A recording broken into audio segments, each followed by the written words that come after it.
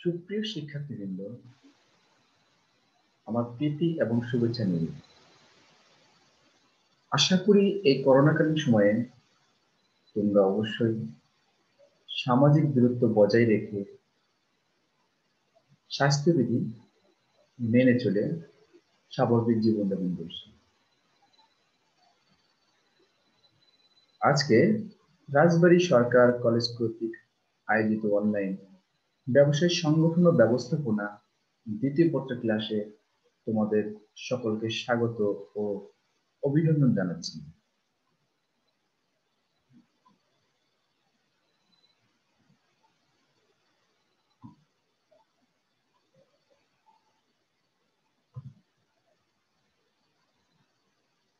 আমি সুমন হালদার, প্রভাষক, 36তম বিসিএস ব্যবস্থাপনা বিভাগ, রাজবাড়ী সরকারি কলেজ, রাজবাড়ী।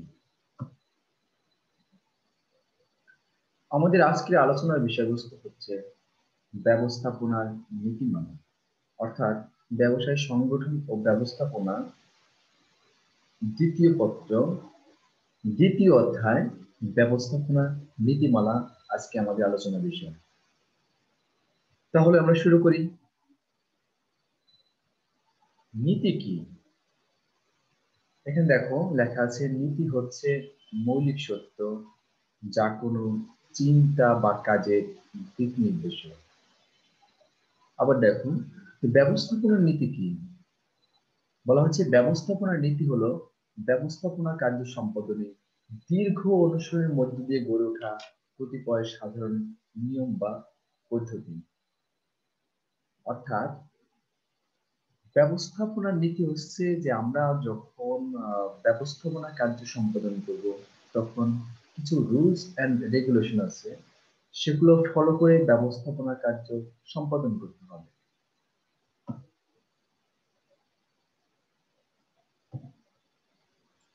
তোমরা একটু দেখো, এখানে লেখা আছে যে আধুনিক ব্যবস্থাপনা তত্ত্বের জনক। আবার বলছি আমি, দেখো তোমরা, যে আধুনিক ব্যবস্থাপনা তত্ত্বের জনক হেনরি ফিয়োল। আমি আবার রিপিট করছি, এই প্রশ্নটা অত্যন্ত জরুরি। তোমাদেরকে যদি কোশ্চেন করা হয় ব্যবস্থাপনার জনককে, তোমরা কিন্তু কনফিউশনে পড়ে যাবা, হেনরি ফিয়োল নাকি ফ্রেডারিক উইনস্লও টেইলর, অর্থাৎ FW টেইলর। এখানে একটা সূক্ষ্ম পার্থক্য দেখো, যে আধুনিক ব্যবস্থাপনা তত্ত্বের জন্য, দেখো এখানে আধুনিক ব্যবস্থাপনা তত্ত্বের জনক হেনরি ফিয়োল, যিনি ফরাসি ভাষায়, তার একটা বই ছিল, বইটার নাম হচ্ছে অ্যাডমিনিস্ট্রেশন ইন্ডাস্ট্রিয়ালি এক জেনারেল গ্রন্থে ব্যবস্থাপনার 14টি মূলনীতি নির্দেশ করেছেন, যা অদ্যাবধি বিশ্বের সকল মহলে স্বীকৃত হয়ে আসছে। নিম্নে তার প্রদত্ত মূলনীতি সমূহ আলোচনা করো। তার আমরা বলতে পারি যে হেনরি ফিয়োল কর্তৃক নীতিমালা ছিল 14টি। হ্যাঁ, যিনি সেটা ফরাসি ভাষায় একটা বই লেখেন, বইয়ের নাম হচ্ছে administration industrially at a general. এই গ্রন্থে তিনি 14টা নীতির উল্লেখ করেন। এই 14টা নীতি অদ্যাবধি সর্বমহলে সর্বজন বিদিত। এই 14টা নীতির মধ্যে হচ্ছে, প্রথম নীতি হচ্ছে কর্ম বা কার্য বিভাগীয় নীতি। তোমরা দেখো, কর্ম বা কার্য বিভাগীয় নীতি সেটা আবার কি? খুবই সিম্পল, খুবই সিম্পল ব্যাপারটা, যে কর্ম বিভাজন নীতি হচ্ছে যে প্রতিষ্ঠানের কাজকে প্রয়োজন অনুযায়ী বিভিন্ন ভাগে ভাগ করে প্রত্যেকের দায়িত্ব এবং কর্তব্য সুনির্দিষ্টভাবে স্পষ্টীকরণকে বলা হয় কার্য বিভাগের নীতি। অর্থাৎ আমি আবার রিপিট করছি, কাজকে প্রকৃতি প্রকৃতি কিংবা প্রয়োজন অনুযায়ী বিভিন্ন ভাগে ভাগ করব। যে যে ব্যক্তির উপর যে যে দায়িত্ব ন্যস্ত থাকে, সেই সকল ব্যক্তিকে সেই সকল কাজ দ্বারা আমরা কি করবো, আবদ্ধ করবো। নাম্বার, আমি আবার ডিটেলস বলছি, যে কোন ব্যবস্থাপনা কার্যে কর্ম বিভাজন বা কার্য বিভাগ এর প্রথম প্রধান নীতি। একজন ব্যবস্থাপক অধস্তন জনশক্তি নিয়ে কাজ করেন, এটা আমরা জানি, তাই তো? এদের কাজ যদি ভাগ সেভাবে নির্দিষ্ট করে না দেওয়া হয়, তবে কার্যক্ষেত্রে কি দেখা যাবে, অবশ্যই জটিলতা দেখা দেবে। প্রত্যেকের সহজ ও মর্যাদা সম্পন্ন কাজ করতে চাইবে। মানে কাজকে আমরা ভাগ করলাম, সেটা যদি নির্দিষ্ট ব্যক্তির নিকট আমরা অর্পণ না করতে পারি, তাহলে কি হবে? প্রত্যেকে চাইবে সবচেয়ে সবচেয়ে সহজ কোনটা কাজ সেটা নিতে, তাই না? এবং সবচেয়ে মর্যাদা সম্পন্ন কোনটা কাজ সেটা নিতে চাইবে। সেই জন্য বলতেছে যে অন্যদিকে প্রত্যেকের কাজ নির্দিষ্ট না থাকায় কাউকে জবাবদিহিতাও করা যাবে না। তাই তাই একজন ব্যবস্থাপককে সবসময় সতর্কতার সাথে কাজকে ভাগ করে প্রত্যেক কাজের দায়িত্ব ও ক্ষমতা ব্যক্তিবর্গের মধ্যে নির্দিষ্ট করে দিতে হয়, যাতে কর্মী তার কাজ প্রত্যেক ক্ষমতা বুঝে নিয়ে সেভাবে কাজ করতে পারে। এতে একই ধরনের কাজ করতে গিয়ে কর্মীর কার্যদক্ষতা যেমনি বাড়ে, তেমনি ব্যবস্থাপকদের অধস্তনদের কাজ তত্ত্বাবধান ও জবাবদিহিত করা সহজ হয়। নাম্বার 2 হচ্ছে এখানে কর্তৃত্ব ও দায়িত্বের সমতা রক্ষার নীতি। দেখো, কর্তৃত্ব ও দায়িত্বের সমতা রক্ষার নীতি। আচ্ছা, আমাকে বলতে পারবা যে কর্তৃত্ব কি? কর্তৃত্ব হচ্ছে আদেশ দানের ক্ষমতা, আর দায়িত্ব হচ্ছে জবাবদিহিতা। এই নীতি অনুসারে কি করা হয়? যে এই অধিকার ও বাধ্যবাধকতায়, অর্থাৎ কর্তৃত্ব ও দায়িত্বে সমতা রক্ষা নীতিকেই কর্তৃত্ব ও দায়িত্বের সমতা রক্ষণ বলে। আমি আবার একটু ডিটেলস বলছি। কর্তৃত্ব মানে হচ্ছে আদেশ দানের ক্ষমতা। একজন ঊর্ধ্বতন কর্তৃপক্ষ যখন অধতন অর্থাৎ নিম্নতন কর্তৃপক্ষকে আদেশ দানের অধিকার রাখবে, এবং সেই কাজটা সেই অধস্তন ব্যক্তি করতে সক্ষম কিনা, এই দুইটার মধ্যে কি থাকতে হবে? ভারসাম্য থাকতে হবে। অর্থাৎ যতটুকু কর্তৃত্ব হবে ঠিক ততটুকুই জবাবদিহিতা নিতে হবে।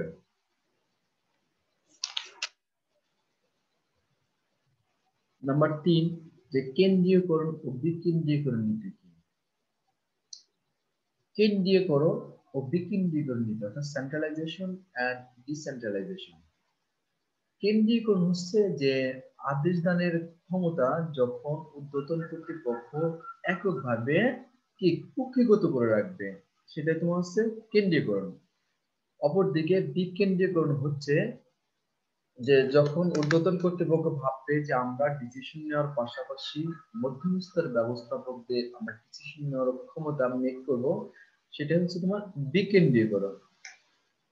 আমরা করি যে কোন প্রতিষ্ঠানের কোন ধরনের সিদ্ধান্ত ব্যবস্থাপনার কোন পর্যায়ে গ্রহণ করা হবে, মানে কোন ধরনের সিদ্ধান্ত ব্যবস্থাপনায় কোন পর্যায়ে গ্রহণ করা হবে, এই সম্পর্কে সার্বিক ডিসিশন নেওয়া হচ্ছে তোমাদের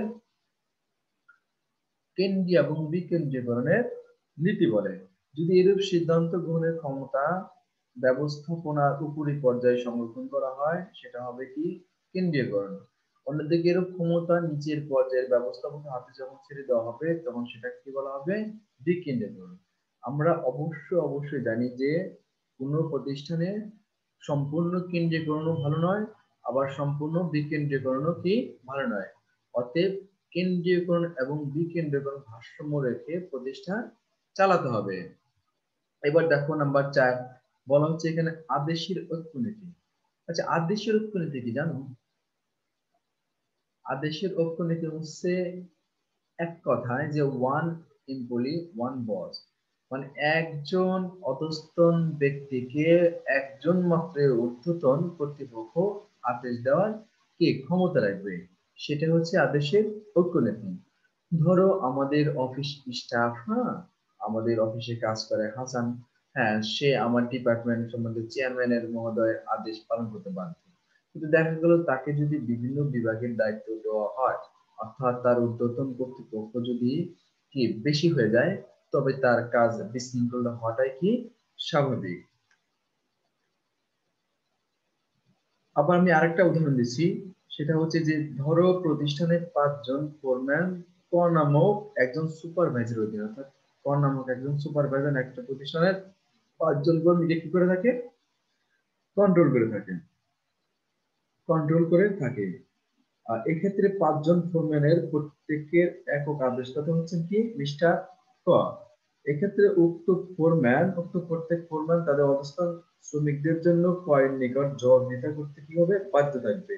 যদি উক্ত ফোরম্যানদের জন্য দুজন আদেশদার থাকতো তাহলে কি হতো, কাজটা বিশৃঙ্খল হওয়াটাই স্বাভাবিক ছিল। নেক্সট তোমার দেখো এখানে বলা হচ্ছে নাম্বার 5 নির্দেশনার অর্থনীতি। নির্দেশনার অর্থনীতি বলতে আমরা একেবারে এক লাইনে বুঝবো যে যখন পূর্ববর্তী নির্দেশনার সাথে মিল রেখে পরবর্তী নির্দেশনা প্রদান করা হবে সেটা হচ্ছে কি নির্দেশনার অর্থনীতি। আবার বলছি যে পূর্ববর্তী নির্দেশনার সাথে মিল রেখে পরবর্তী নির্দেশনা প্রদানকে বলা হয় নির্দেশনার অর্থনীতি। কি বলছে এখানে, যে একটা সামগ্রিক উদ্দেশ্য বা পরিকল্পনা বাস্তবায়নের বিষয়টি মাথায় রেখে তার আলোকে প্রয়োজনীয় নির্দেশনা দেওয়া হয়ে থাকে। ধরা যাক প্রতিষ্ঠানে কিছু যোগ্য বিক্রয় কর্মী নিয়োগ দেওয়া হবে, এর জন্য কি করা হয়েছে, বিজ্ঞাপন তৈরি করা হয়েছে, পত্রিকায় প্রেরণ করা হয়েছে, আবেদনপত্র জমা নিলাম, আবেদনপত্র বাছাই করা হলো, তারপর বলা হয়েছে নিয়োগ পরীক্ষার কার্ড ইস্যু করা হলো, পরীক্ষা অনুষ্ঠান ইত্যাদি বিষয়ে মানব সম্পদ ব্যবস্থাপকের সংশ্লিষ্ট অধস্তনদের ধারাবাহিক নির্দেশনা দিতে হবে। সেক্ষেত্রে যদি তিনি কেবল পত্রিকায় বিজ্ঞপ্তি দেওয়ার নির্দেশ দিয়ে আবার সেখান থেকে সরে এসে মানে পূর্ববর্তী নির্দেশনা ফলো না করে পরবর্তী নির্দেশনা দেওয়া হয়ে থাকে, তবে কি হলো, তবে স্বভাবতই উদ্দেশ্য অর্জন ব্যাহত হতে হবে। এজন্য এতে ঊর্ধ্বতন সম্পর্কে অধস্তনদের মনে খারাপ ধারণা কি করবে, জন্মগ্রহণ করবে। এবার দেখো নাম্বার 6 সাধারণ স্বার্থে ব্যক্তিগত স্বার্থ ত্যাগের নীতি। এটা কেমন, যে এটা হলো স্যাক্রিফাইসিং, অর্থাৎ প্রতিষ্ঠানের স্বার্থকে আমাদের অগ্রাধিকার দিতে হবে ব্যক্তিগত স্বার্থের চেয়ে। বলা হচ্ছে ব্যক্তিগত স্বার্থের ঊর্ধ্বে প্রাতিষ্ঠানিক বা সাধারণ স্বার্থকে অগ্রাধিকার প্রদানের নীতিকে বলা হয় ব্যবস্থাপনার সাধারণ স্বার্থে ব্যক্তিগত স্বার্থের নীতি। একটা ব্যবসায়িক কর্মরত প্রতিটা ব্যক্তি, হ্যাঁ, বিভাগ কিংবা উপবিভাগ যদি প্রাতিষ্ঠানিক স্বার্থকে বড় করে দেখে তবে সেক্ষেত্রে দলীয় চেতনা অর্থাৎ টিম স্পিরিট বৃদ্ধি পাবে এবং প্রতিষ্ঠানের সাথে তারা ছোটখাট বিভিন্ন বিভেদ কিংবা ঝগড়া কিংবা ক্র্যাশ এড়িয়ে চলবে। এতে প্রতিষ্ঠানের অধিক মুনাফা অর্জন করতে পারবে, সেই সাথে সুনামও কি থাকবে, অক্ষুণ্ণ থাকবে। নাম্বার 7 জোড়া মই শিকলের নীতি। জোড়া মই শিকলের নীতি এটা হচ্ছে এমন একটা নীতি যেখানে প্রতিষ্ঠানের উপর থেকে শুরু করে একেবারে নিচের স্তর পর্যন্ত সাংগঠনিক নিয়মে প্রতিটা ব্যক্তি, বিভাগ, উপবিভাগ একসাথে কি একসাথে একই শিকলের অধীনে সবাইকে আবদ্ধ করার নীতিকে বলা হয় জোড়াময় শিকলের নীতি। নাম্বার 8 হচ্ছে নিয়মাবর্তিতার নীতি। আচ্ছা এই নীতিটা কিরকম হতে পারে, বলা হচ্ছে যে প্রতিষ্ঠানের জন্য উত্তম নিয়ম নীতি নির্ধারণ এবং তা মেনে চলার নীতিকে বলা হয় নিয়মাবর্তিতার নীতি। সেটা কেমন দেখো, আমাদের প্রতিষ্ঠান প্রধান অধ্যক্ষ মহোদয় বিভিন্ন নিয়ম নীতি প্রণয়ন করেন এবং সেটা আমরা সুষ্ঠুভাবে মেনে চলতে বাধ্য থাকি। এই যে সুষ্ঠু সুন্দর অথবা উত্তম নিয়ম নীতি কি তৈরি এবং সেগুলো ব্যবহারকে বলা হয় কি নিয়মাবর্তিতা নীতি। এটা তোমাদের ক্লিয়ার। নাম্বার 9 শৃঙ্খলা নীতি। শৃঙ্খলা নীতি কি দেখো একটু ভালো করে পড়তে হবে আমাদের, যে শৃঙ্খলা নীতি হচ্ছে দুইটা লাইন আমরা বুঝতে পারবো। প্রথম হচ্ছে যে শৃঙ্খলা নীতি হচ্ছে যে যোগ্য ব্যক্তিকে যোগ্য স্থানে, সঠিক বস্তুকে সঠিক স্থানে, সঠিক যোগ্য ব্যক্তিকে যোগ্য স্থানে এবং সঠিক বস্তুকে সঠিক স্থানে স্থানে স্থাপন করার নীতিকে বলা হবে শৃঙ্খলা নীতি। অর্থাৎ যোগ্য ব্যক্তিকে যোগ্য স্থানে মানে যে যে কাজে দক্ষ কিংবা অভিজ্ঞ তাকে সেই কাজে কি করতে হবে, ন্যস্ত করতে হবে এবং সঠিক জায়গায় সঠিক বস্তু স্থাপন করবে। এই যে যে নীতিমালা সেটা হচ্ছে শৃঙ্খলার নীতি। নাম্বার 10 দেখো যে পারিশ্রমিকের নীতি। পারিশ্রমিক নীতি হচ্ছে কি, যে প্রতিষ্ঠানের প্রতিটা কর্মীর কাজের প্রকৃতি, মেধা এবং যোগ্যতা বিবেচনা করে উপযুক্ত বেতন বা সুযোগ সুবিধা প্রদানের নীতিকে ব্যবস্থাপনা পারিশ্রমিক নীতি বলা হয়। আচ্ছা আমরা জানি যে পরিশ্রম কি সবাইকে পুষে দিই, অর্থাৎ যে যত কাজ করবে সে তত বেতন পাবে, এটা কি আদর্শ ঠিক? না। কারণ আমরা আমাদের প্রতিষ্ঠানে সিনিয়র লেভেলের যারা যে পরিমাণ পারিশ্রমিক পান, জুনিয়র লেভেলে সেটা পান না। কেন বলতো? এর মূল কারণ হচ্ছে তোমাদের যে কাজের প্রকৃতি, মেধা এবং যোগ্যতার কি ভিন্নতা। অর্থাৎ কাজের প্রকৃতি, মেধা এবং যোগ্যতা বিবেচনা করে বেতন ভাতাদি অর্থাৎ আর্থিক সাহায্য প্রেরণের যে নীতিটা, সেটা হচ্ছে তোমাদের আমাদের পারিশ্রমিকের নীতি। নেক্সট, সাম্য নীতি কি? সাম্য মানে কি জানো? সাম্য মানে হচ্ছে সবার মতে মূল্য সমান। সাম্য হচ্ছে সবার মতে মূল্য সমান, অর্থাৎ অধস্তনদের সবার প্রতি সমান আচরণ এবং স্নেহ প্রদর্শনের নীতিকে ব্যবস্থাপনা কি বলা হবে? সাম্যের নীতি। ব্যবস্থাটা কি বলা হবে? সাম্যের নীতি। এটি ন্যায়পরায়ণতার সাথেও সম্পর্কযুক্ত। একজন ঊর্ধ্বতন যদি তার সকল অধস্তনদেরকে সমান চোখে দেখেন, সমান আচরণ ও স্নেহ প্রদর্শন করেন, তবে অধস্তনদের মাঝে ঊর্ধ্বতন সম্পর্কে সুধারণা গড়ে উঠবে। এতে পারস্পরিক সম্পর্ক কি হবে? সুদৃঢ় হবে। নাম্বার 12, চাকরির স্থায়িত্বের নীতি। দেখো, এই নীতি অনুযায়ী মনে করা হয় যে কর্মীদের চাকরির নিশ্চয়তা বিধান করা গেলে কর্মীদের মধ্যে প্রতিষ্ঠানের সম্পর্কে আগ্রহ ও উদ্দীপনা বৃদ্ধি পাবে। তখন চাকরিটা স্থায়ী হোক, এটা তার প্রত্যাশা থাকবে।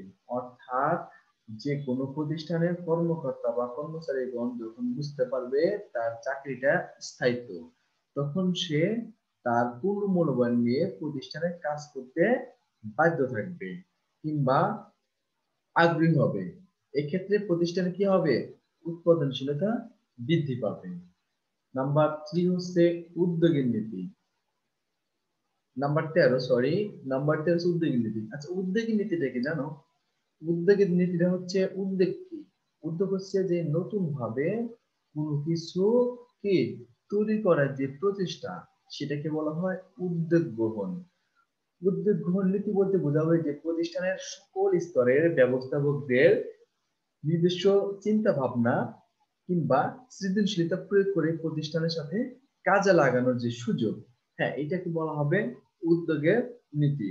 যে প্রতিষ্ঠানের সকল পর্যায়ের ব্যবস্থাপকগণ স্ব ক্ষেত্রে যাতে উদ্যোগী হতে পারে বা নিজের কাজের উন্নয়ন বিষয়ে ভাবতে পারে, প্রতিষ্ঠানের পক্ষ থেকে তার সৃষ্টিকে ব্যবস্থাপনার উদ্যোগী নীতি বলা হবে।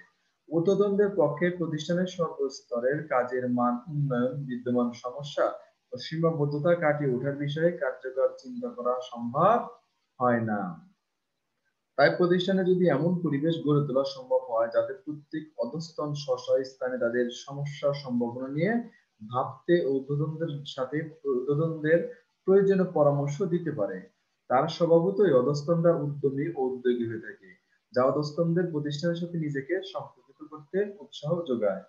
হ্যাঁ, অন্যদিকে যদি এ ধরনের পরিবেশকে নিরুৎসাহিত করা হয় এবং এই এই ধরনের চিন্তাকে অধস্তনদের বাড়াবাড়ি বলে গণ্য করা হয়, তবে নিঃসন্দেহে তা স্বচ্ছন্দ ও স্বতঃস্ফূর্ত কম পরিবেশ কি করবে?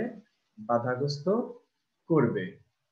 নাম্বার 14, হেনরি ফেল কর্তৃক প্রদত্ত 14 নীতি। এটা হচ্ছে আমাদের সবচেয়ে লাস্ট শেষের নীতি, একতাই বল নীতি।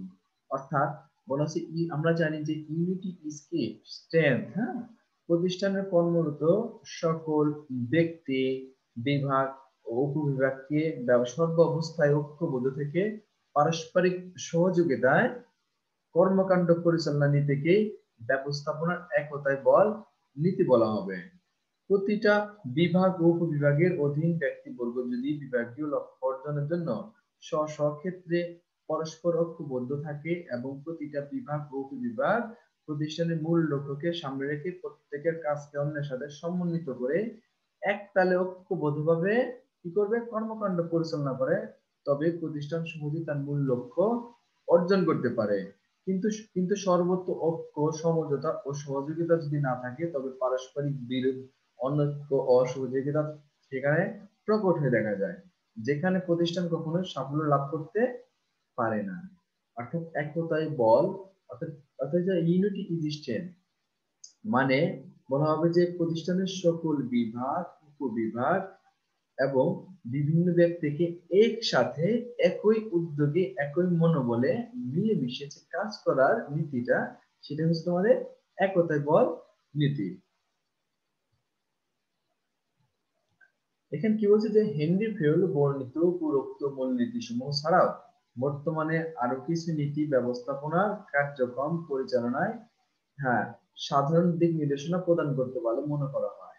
এই নীতিগুলো কি হেনরি ফেউল কর্তৃক 14টা নীতি ছাড়াও আরো এখানে 3টা নীতি দেখতে, একটা হচ্ছে নমনীয়তার নীতি, ভারসাম্যের নীতি, ব্যতিক্রমের নীতি।